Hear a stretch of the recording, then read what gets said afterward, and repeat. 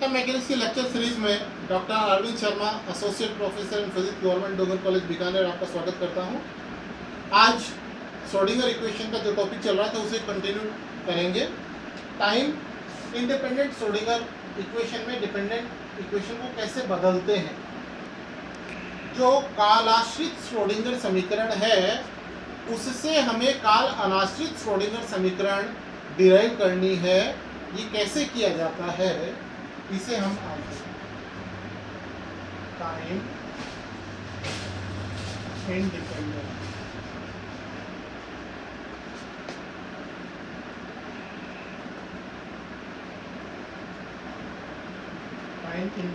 Schrodinger equation. तो सबसे पहले हम ये देखते हैं टाइम डिपेंडेंट श्रोडिंगर इक्वेशन की फॉर्म क्या होती है। जैसे मैंने बताया था कल आपको, ऑपरेटर फॉर्म में इसे लिए याद रखें, HIRT equal to E psi, जहाँ साई वेव फंक्शन होता है, तरंग फलन होता है, E आइगन वैल्यू होती है, आइगन मान होता है, H यहाँ ऑपरेटर होता है। इसे यदि हम फुल फॉर्म में लिखें, H plus square twice M psi RT del two psi RT plus VRT psi RT equal to iota H cross del psi RT।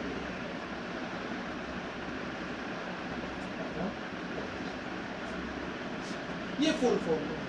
यहाँ हम ये चाहते हैं कि जो टाइम डिपेंडेंट श्रोडिंगर इक्वेशन है अपने, इसे हमें टाइम इंडिपेंडेंट में कन्वर्ट करना है। काल अनाश्रित समीकरण में इसे बदलना है।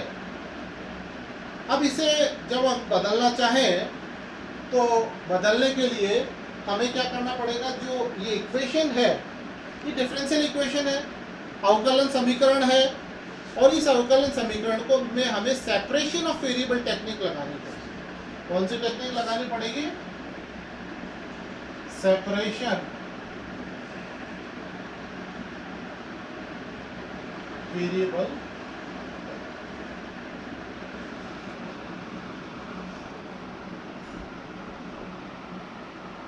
सेपरेशन वेरिएबल टेक्निक में क्या होता है कि जो समीकरण, जो इक्वेशन है, वो जितने पैरामीटर पे डिपेंड करती है वो सभी पैरामीटर्स के टर्म्स को अपन अलग अलग कर सकते हैं। जैसे हमारे यहाँ पे दो पैरामीटर्स है R और T।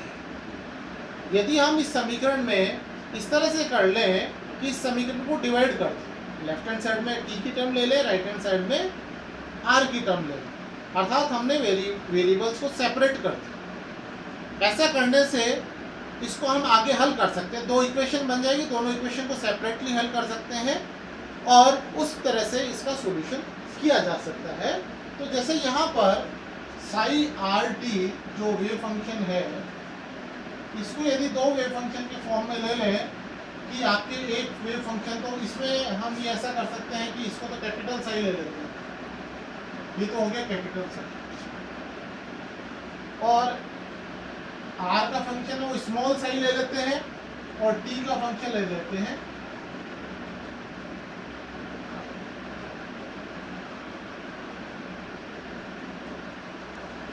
यहाँ तरंग फलन जो साई है, कैपिटल जो साई है वो R और T का फलन है, स्मॉल साई R का फलन है, फाई T का फलन है। इसके प्रोडक्ट के रूप में अपन इस इक्वेशन में अगर इसे यूज लेते हैं तो हम सेपरेशन ऑफ वेरिएबल कर सकते हैं। दूसरा, हमें जो VRT है, पोटेंशियल एनर्जी जो है R और T का फलन होती है। R का तो आपको पता ही है, मैकेनिक्स में आप करते हैं, T का भी होती है, परंतु वो स्पेसिफिक केस में होती है जो आपके कोर्स में नहीं है। यहाँ हमें ऐसा पोटेंशियल लेना है जहाँ V सिर्फ R का फलन होता है, V सिर्फ R का फलन होता है। ये दो कंडीशंस ध्यान में रखते हुए हम इसे आगे सॉल्व कर सकते हैं। पोटेंशियल एनर्जी सिर्फ R का फलन हो, ऐसा पोटेंशियल हमें लेके चलना है, ऐसे विभव क्षेत्र में गति को हम लेके चलेंगे। T पे जो निर्भरता होती है वो स्पेसिफिक केस में होती है जो आपके कोर्स में नहीं है। अब हम इस इक्वेशन को जो आपने साई आर टी इसको यहाँ पुट करेंगे। पुट करने के पश्चात आप ये देखिए प्राइस है डेल टू साई फाई, मैं शॉर्ट में लिख देता हूँ psi phi is equal to iota psi. अब यहाँ पर इस पूरी इक्वेशन को हम साई फाई से डिवाइड भी कर देंगे। पूरी इक्वेशन को क्या करना है, पूरी इक्वेशन को 1 साई फाई, साई फाई से अपने को इसको डिवाइड करना है पूरी इक्वेशन, इस पूरी इक्वेशन। इस प्रकार से हमारे पास में जो टर्म आएगी H cross square upon twice M, यहाँ डेल टू जो है वो सिर्फ साई पे डिपेंड कर रहा है, फाई बाहर आ जाएगा, फाई कैंसिल हो जाएगा, नीचे साई प्लस इसमें ये दोनों टर्म हट जाएंगी। v जो है सिर्फ r का फलन है, v क्या है इस समय सिर्फ r का फलन है।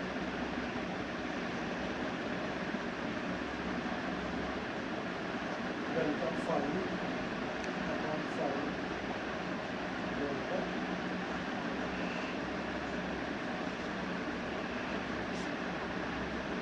यहाँ हम क्या देख रहे हैं कि साई आर का फलन होता है, फाई टी का फलन है। यहाँ पर तो हम ये देख रहे हैं कि लेफ्ट हैंड साइड और राइट हैंड साइड दोनों अलग अलग वेरिएबल पे डिपेंड कर रही है। ये फंक्शन ऑफ आर है,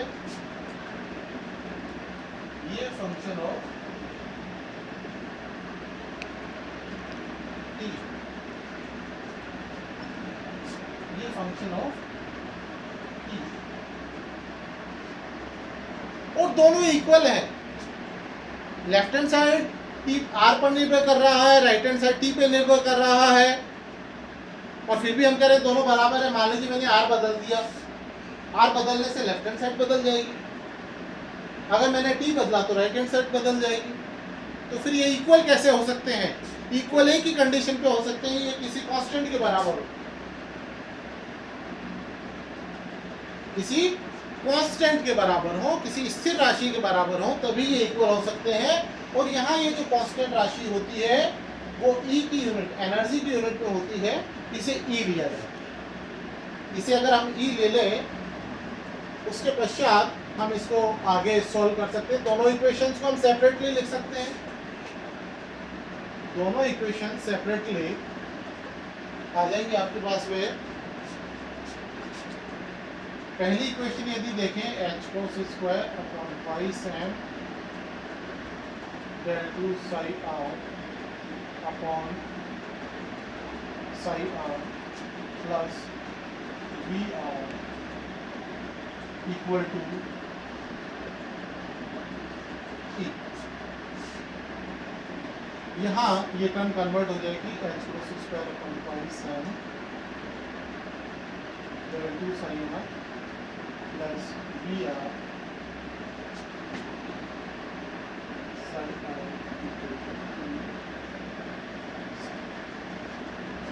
ये जो इक्वेशन आई है, इस इक्वेशन को यदि हम ध्यान से देखें, ये एग्जैक्टली श्रोडिंगर इक्वेशन की तरह ही है, श्रोडिंगर इक्वेशन ही है, परंतु ये कौन सी इक्वेशन है जो सिर्फ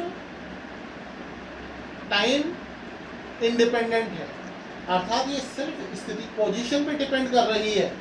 सिर्फ एक इसका फंक्शन है, सिर्फ आर का फलन है, जो कि हम इसको सेपरेट करना चाह रहे हैं एकदम। तो यार दूसरी इक्वेशन है iota h cross upon phi del phi t upon del t equal to E.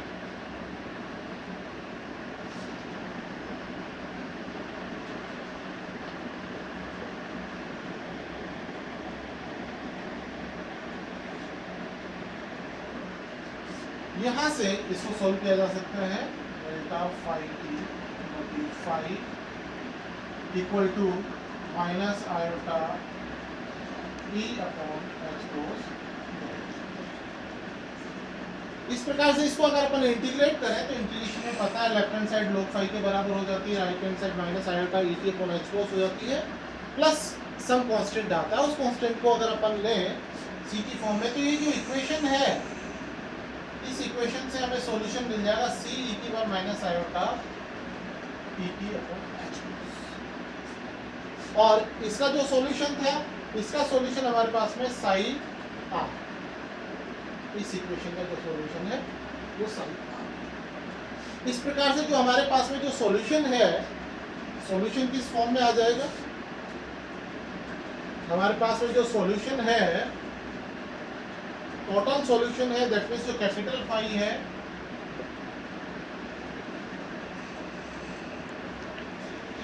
Equal to psi r t raise to minus iota e t upon h। हमने जो कांस्टेंट है उसको इसमें ले लिया है, कांस्टेंट को एक मान सकते हैं या अपन ये मान सकते हैं कांस्टेंट जो है हमने वेव फंक्शन में इन्वॉल्व कर लिया है।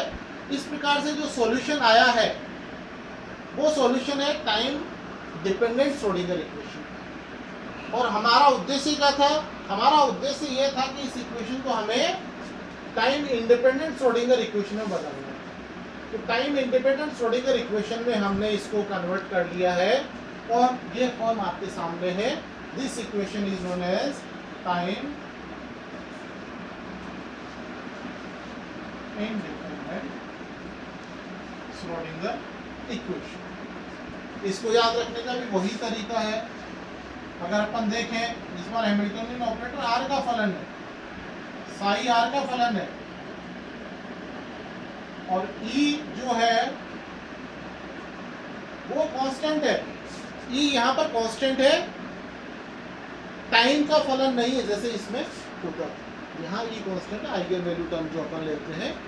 इसको अपन आगे जब सोल्व करेंगे, जब प्रॉब्लम्स को सोल्व करेंगे तो अपन टाइम इंडिपेंडेंट श्रोडिंगर इक्वेशन को सोल्व करेंगे और टाइम की टर्म को बाद में उसको प्रोडक्ट के रूप में, जैसे अपन यहाँ ले रहे हैं, इसको प्रोडक्ट के रूप में काम में ले सकते हैं। इस प्रकार से हमने टाइम इंडिपेंडेंट श्रोडिंगर इक्वेशन और टाइम डिपेंडेंट श्रोडिंगर इक्वेशन, ये जो इक्वेशन है सबसे ऊपर जो दी हुई है कि टाइम डिपेंडेंट श्रोडिंगर इक्वेशन है, प्रत्येक टर्म टाइम पे डिपेंड कर रही है।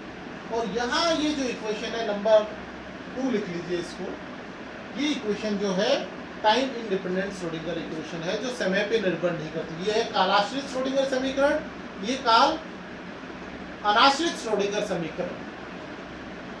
धन्यवाद दोस्तों, फिर मिलेंगे, धन्यवाद।